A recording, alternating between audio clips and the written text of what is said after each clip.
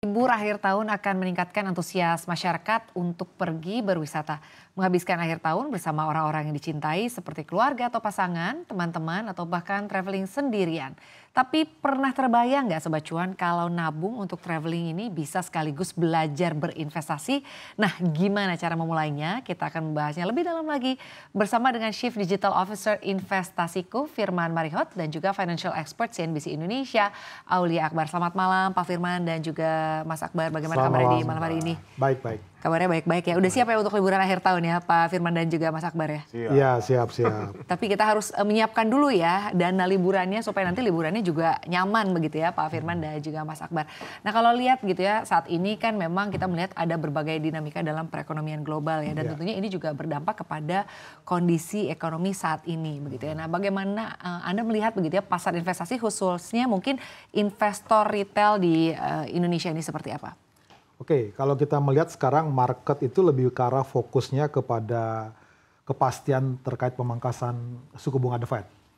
Ya, kita melihat itu yang menjadi fokus mereka. Nah, kalau kita melihat sekarang, contoh hari ini indeks kita all time high ya penutupannya. Nah, kita bisa melihat ini terjadi karena probability untuk penurunan suku bunga itu sepertinya udah besar. Jadi kita lihat kalau seperti dana asing itu masuknya cukup deras. Jadi pasar udah cukup optimistis begitu ya? Kalau kita year to date itu udah 28 triliun net buy. Nah, kalau dibanding dengan awal tahun itu net sell. Bahkan dari semester akhir tahun kemarin, semester 1 itu masih net sell 10T. Nah, itu tercermin indeks hari ini kita pecah rekor.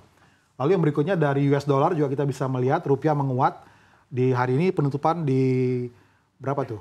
6.000 di berapa tuh? 15.500.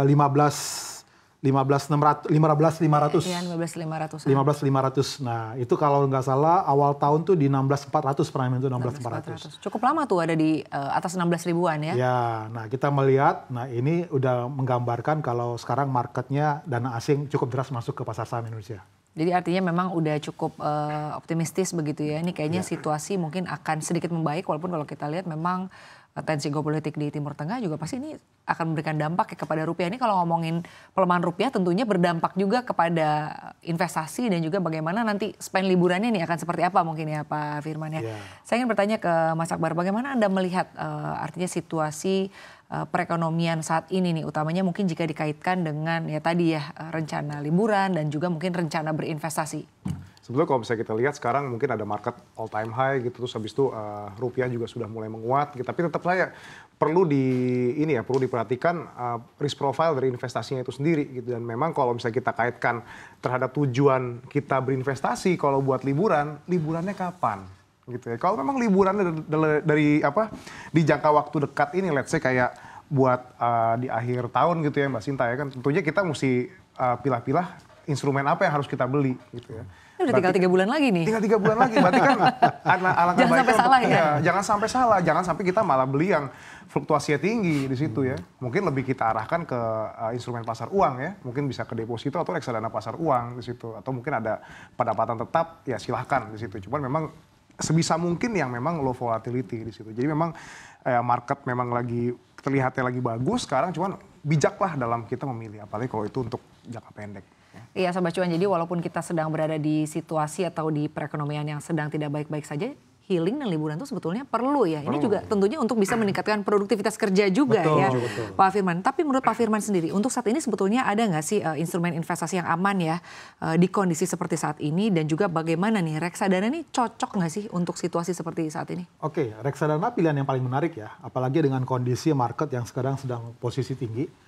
Nah, kenapa reksadana menarik? Karena kita percaya bahwa ada pengelolanya, dalam hal ini fund manager ya, yang akan mengelola reksadana. Tentu mereka lebih mahir masuk ke produk aset investasi yang seperti apa. Ini boleh dibilang nggak sih sebetulnya resikonya lebih sedikit jika dibandingkan dengan instrumen investasi yang lain? Oh iya, karena fund manager tentu mereka udah berpengalaman untuk mengelola dana masuk ke berbagai portofolio beragam aset investasi yang ada.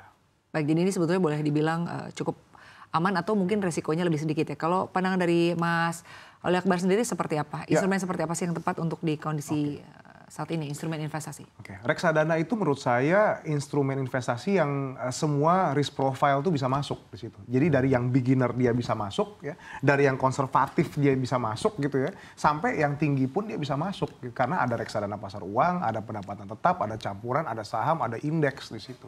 Menurut saya kalau buat pemula kemana justru ke reksadana ya Pak Firman. Ya, Menurut saya begitu. Cuma kadang-kadang orang mikirnya udah ribet aja, apa sih reksadana sih, ntar portofolionya tuh bagaimana. Gini kadang-kadang takes time memang untuk menjelaskan itu. At least dia harus paham apa itu instrumen pasar uang, apa itu instrumen utang, dan apa itu saham. Dan ketika dia lihat reksadana ya memang ini merupakan gabungan dari 3 instrumen itu, jadi wadah investasi yang dikelola oleh manajer investasi. Itu mungkin bisa jadi pilihan ya kalau buat jangka pendek. Nah kalau saham bagaimana ya memang sekarang bisa dilihat tadi IHSG all time high gitu, dan memang mungkin banyak lah instrumen yang saham-saham yang bisa dikatakan agak-agak overvalue gitu. Jadi kalau memang pengen kita investasi di saham, pastinya kita harus tahu horizon investasinya itu berapa lama gitu ya. Dan ekspektasi kita seperti apa sih gitu, dan memang analisisnya juga harus diperhitungkan juga gitu. Jadi memang ilmunya beda. Tapi kalau untuk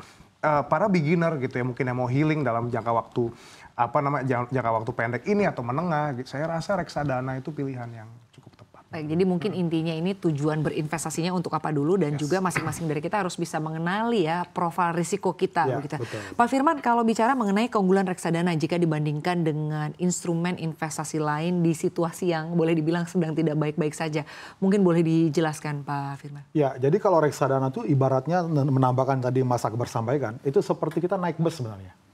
Ya, ada supirnya yang membawa mau ke tujuan yang mana nih, kota yang mana.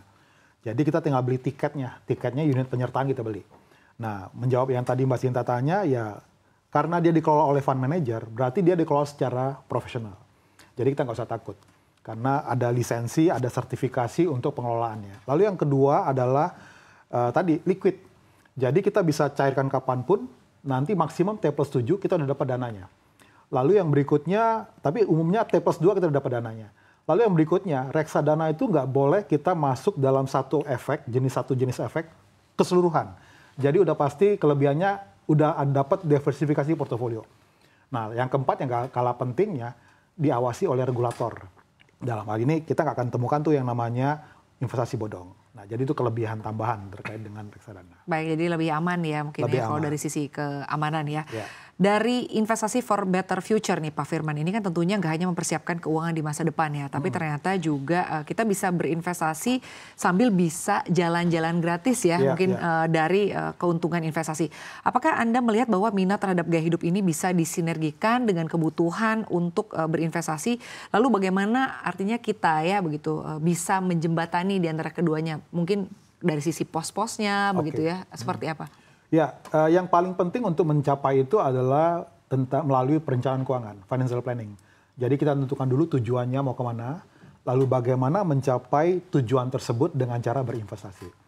Nah, jadi yang paling utama untuk mencapai itu adalah dengan belajar membuat perencanaan keuangan atau financial planning, lalu tentukan tujuannya, berapa besar dananya, kapan itu dibutuhkan, lalu mulai dari berinvestasi. Baik, jadi tujuan ini penting ya, mau kemana dulu, lalu mungkin nanti ingin investasinya seperti apa. Jadi ini kembali lagi kepada tujuan kita sendiri begitu ya Pak Firman. Kalau dari kacamata Mas Aulia Akbar sendiri seperti apa, selain daripada persoalan perencanaan keuangan, lalu juga tujuan juga, seperti apa sih? Pastinya gini, kalau kita bicara mengenai liburan gitu ya, ini sebetulnya hal yang memang harus direncanakan gitu ya. Jadi nggak mungkin ada orang, ya meskipun tuh mungkin ya liburan secara impulsif. Karena nggak semua orang sebetulnya siap secara dana ya. Bicara liburan adalah perlu, tapi kan nggak semua siap secara dana begitu ya. Bagaimana kita bisa memetakan ya ini dana untuk menabung atau mungkin ini dana untuk healing gitu ya. Kalau memang kita secara impulsif, sekarang kalau emang duitnya ada ya nggak masalah. Tapi kalau ternyata dia sampai pakai pinjol atau pakai kartu kredit ya itu yang jadi masalah gitu. Itu masalahnya tentu kalau misalnya dia sendiri nggak bisa ngukur apakah saya bisa bayar ke depannya ketika kita pakai pembiayaan. Jadi memang perencana keuangan itu adalah salah satu senjatanya justru yang harus digunakan kalau memang kita pengen melakukan healing baik itu dalam di short term atau di long term. Gitu. Menarik nih kalau kita membahas mengenai instrumen investasi sekarang nih, kayaknya Gen Z udah mulai aktif begitu ya, berbeda mungkin dengan zaman 10 tahun yang lalu atau 20 tahun yang lalu ya. Mengamati pemilik RDN di pasar modal saat ini ada 88% nih yang berasal dari Gen Z gitu ya. Bagaimana investasiku menyesuaikan produk layanan untuk bisa memenuhi kebutuhan dari boleh dibilang anak-anak muda ya. Gen Z anak muda, aku juga anak Gen Z kan ya. Kita semua Gen Z yang ada di sini pemirsa. Nah mungkin boleh dijelasin Pak Firman. Oke, karena tujuan kita adalah bagaimana mereka membuat perencanaan keuangan. Dan kita melihat 88% Gen Z milenial, tentu kalau semangatnya adalah mengajarkan mereka bagaimana membuat perencanaan keuangan, itu sangat sulit kalau misalnya kita mengajarkan mereka yang Gen Z milenial ini membuat perencanaan pensiun. Mereka bilang, waduh masih panjang nih, kayak masih muda banget ya. ya. Masih muda, ya terlalu lama lah, terlalu jauh lah gitu kan. Nah, yang relate dengan mereka adalah healing. Nah, kita ingin supaya mereka mulai belajar berinvestasi untuk tujuan mereka, ya dalam hal ini adalah liburan. Karena itu yang paling mudah untuk supaya mereka mengajarkan mereka berinvestasi untuk mencapai tujuan mereka liburan. Oke, jadi ini mengajarkan untuk tertib juga mungkin ya, menggunakan penghasilan mereka ya.